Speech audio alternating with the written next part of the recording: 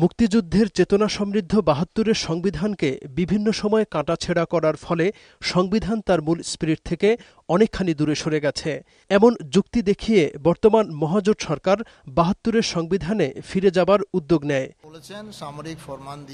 কিন্তু supreme court আইনজীবী সমিতির সভাপতির মতে মুক্তিযুদ্ধের চেতনা সমৃদ্ধ ৭২-এর সংবিধানে আওয়ামী লীগই সর্বপ্রথম মুক্তিযুদ্ধের চেতনা বিরোধী সংশোধন আনে।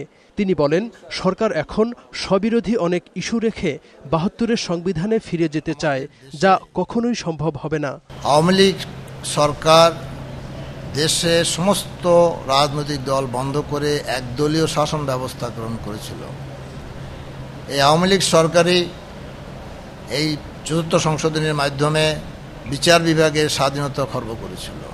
এই আওয়ামী লীগ সরকারই আমাদের সংবাদপত্রের স্বাধীনতা খর্ব করে সমস্ত সংবাদপত্র বন্ধ করে দিয়ে মাত্র 4টি সংবাদপত্র রেখেছিলেন।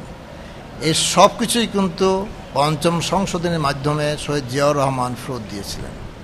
অতএব পঞ্চম সংশোধনীর পরিবর্তনগুলো খুব হালকাভাবে নেওয়া উচিত হবে না।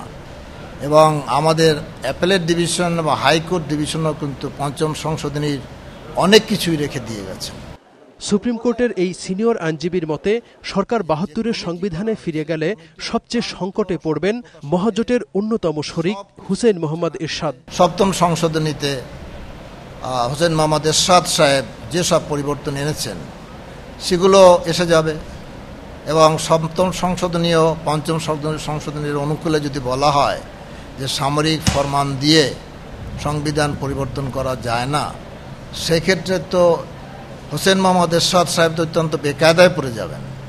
এবং সংবিধানে যে কথা আছে, যদি সংবিধানকে লঙ্ঘন করে কেউ ক্ষমতা দখল করেন তাহলে তার সর্বোচ্চ শাস্তি মৃত্যুদণ্ড।